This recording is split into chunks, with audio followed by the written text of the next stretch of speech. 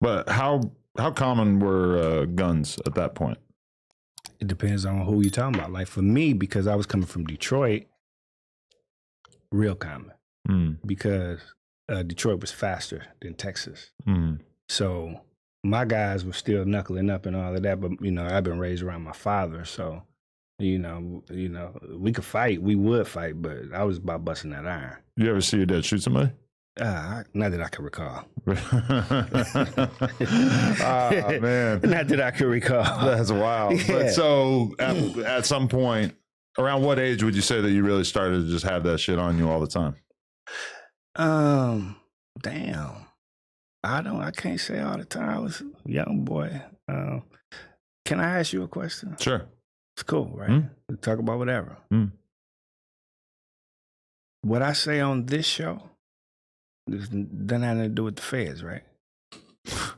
Well, we are in no way cooperating or involved with the federal government. Okay. So I'm always cautious about what I say anyway. But, anything I've done my time for. Yeah, for sure. Anything that has no statute of limitations, I would say you probably shouldn't talk about. Yeah, but I definitely wouldn't. In a very general sense, you could talk about that kind of thing. Yeah. But, but you said have it on you all the time. Like I never had it on me all the time. But right. But we all know. I sold drugs as a kid. Yeah. You know what I'm saying? So, and when however long you keep them on you when you're a kid, that's how long I had them. What was the decision point the first time that you had to use it? Was that a big moment in terms of you becoming a man or something? Did you realize? You talking about the pistol? Yeah. Like, did you realize anything about yourself the first time that you had to actually let it go? Yeah, I've never really... I never said I let it go, Adam. Okay. Yeah, I did. So the 17 years in prison wasn't necessarily because of one of those things. It was for drugs. Okay, got it. Yeah, so you may have not ever let it go. Yeah, probably not. You right? Probably, more than likely, no. Right. But a lot of things you can find out. When you deal with certain people in the street, then sometimes you don't have to. So. Yeah, I was mainly on getting money, man. I'm trying to get some money the wrong way, and that shit caught up to me. And so, how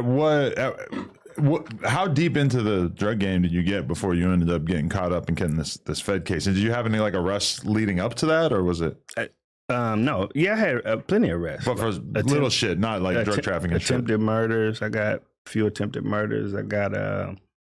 I was never really a thief or nothing like that, but no drug. I never had a drug case in my life, never been looked at for drugs or nothing like that. A couple of assaults, bunch of pistols. Same thing that they're going to look up and go down and see all that shit. But the attempted murder situations, those, you were able to make those go away relatively easily? You beat those? Or you ended up doing some time for them? Never did time for them, no. Really? I beat them. And that's one of the reasons why they ended up giving me so much time. The judge made it his business to let me know that he felt like I had gotten away with too much.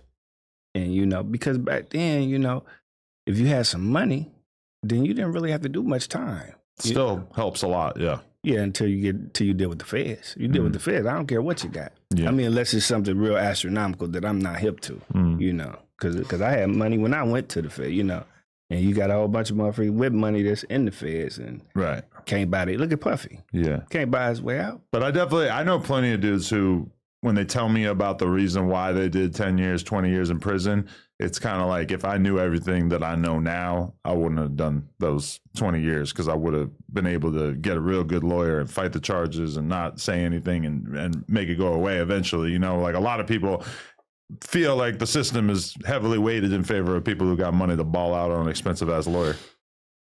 Well, definitely that.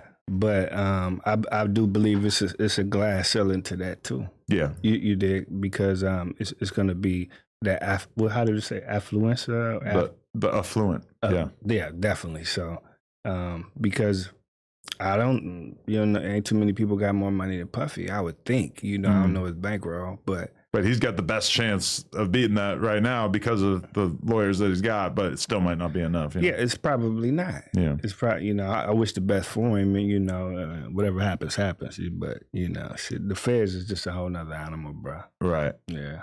Definitely. So, okay, what was that day like when you actually got wrapped up in this Fed case?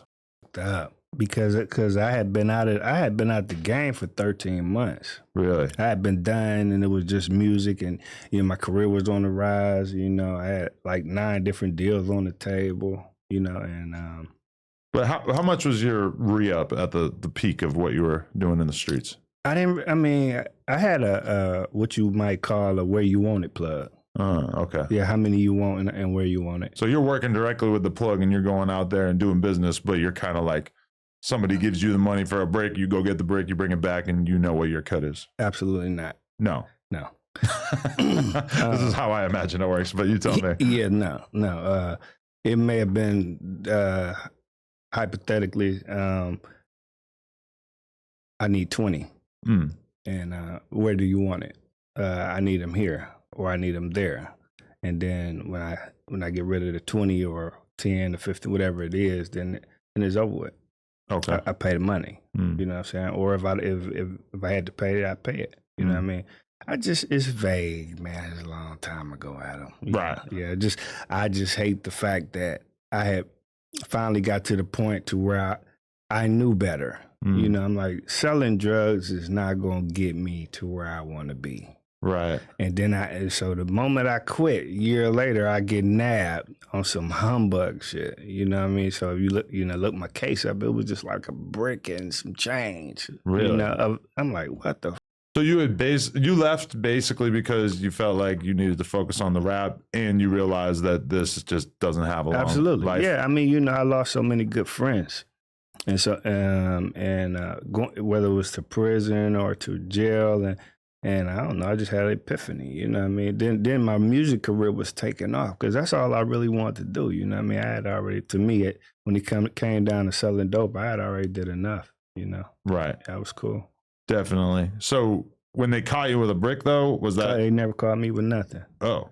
Yeah, that's just ghost dope. Okay. Yeah, they ain't catch me with a coin, not a crumb. And I have never in my life been caught with drugs. Okay. Never. But what, they somehow knew about a conspiracy that was going on? They said conspiracy because it was another guy that I was signing to my label. He was still in the game, see? Right. And so when he get nabbed up in a sting, they said I was his supplier because they knew of our affiliation. And so 6 or 7 different people testified against me out of Midland, Texas, and made up story. And that's the thing, when the feds want you, man, they will allow people to just say shit. So my heart goes out to a lot of people that get caught up in public opinion when it comes down to these Fed cases, because let's go back to Puffy, right?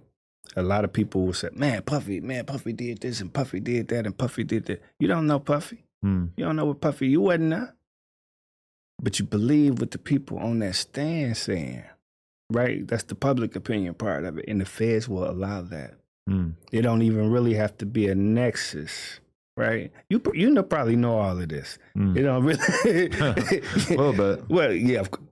Yeah, mate, I don't like that look. Well, I don't really have any involvement with the feds. I never talked to the feds or anything, but I watch these cases play out on social media. Then once you hooked in and that's what you're doing, then it could be a lady that sold drugs all her life. And all she was good at was selling dope and getting caught.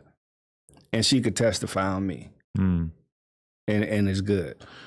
So if 6 or 7 people testify on you out of the conspiracy, that must have been like most of the people who were involved in it, right? They wasn't even involved in it. It was just me and my bodyguard. Oh. Yeah, me and my co-defendant, my partner, Big Baby, right? It was just me and him.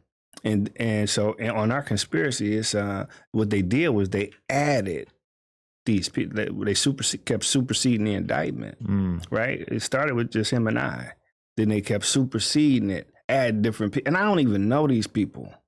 Like literally. And I know you probably like, yeah, right, motherfucker. But I don't have no reason to lie. I already did my time. I never told on nobody. I did what I was supposed to do. Right. I mean? Well, I've heard that a lot. Even like in Young Thug's, that wasn't the feds, that was a state case. But like allegedly he didn't know a lot of the people that they were claiming were YSL gang members. But I've seen that myself. Like, it's not like the leader of the Crips out here knows every Crip. Hell no. It's true. But the cold part about that is they're like buddy back there behind the computer if he looking for a time cut and they looking for somebody to slam dunk you, what they do is put so much weight on your ass till you can't hold it, right?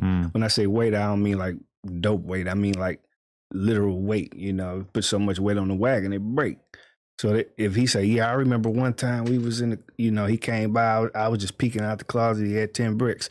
That 10 bricks is now going in because of his statement. Now, unless they could just really, if my lawyer come through and cross and find that, man, he was in Utah at the time. How the f is he in the closet? You know, to where they can make it, you know, inadmissible to some degree. Then it'll go, you know, then you can get rid of that witness or whatever. But if you go on a trial like I did, the jury still hear it. Everything 420 really is the plug. They've got everything you need in one place. From top-tier glass to new strains and even mystery boxes with surprise gear, their app is smooth, they ship quick, and there are always discounts going on. Use code NOJUMPER at checkout.